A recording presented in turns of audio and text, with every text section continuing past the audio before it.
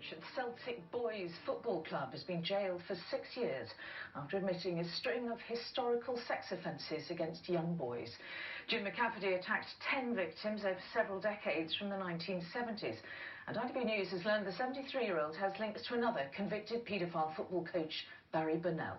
Our Scotland correspondent Peter Smith reports.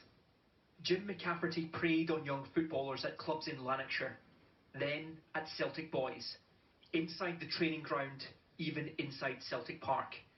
Today he admitted in court what he's already confessed to on camera. What I'm really on here about tonight is to apologise to all the young people that I've been back to, and to say, I'm really sorry. He is now the fourth man connected with Celtic Boys Club to be convicted of historical child abuse, along with the Boys Club founder Jim Torbett, his assistant Frank Kearney, and former chairman Jerry King. Survivors of the abuse have joined to fight for an apology. Andrew Gray died just after giving evidence. His sister is now supporting Kenny Campbell, who was abused for 4 years. We want to ensure that it never happens. That's the bottom line, that's the end game. Again, because this is horrific, what has went on here. Have Celtic helped? No. Celtic?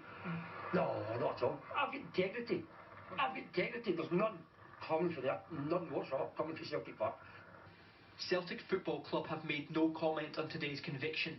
They previously said Celtic Boys Club had nothing to do with them, claiming it was a separate entity.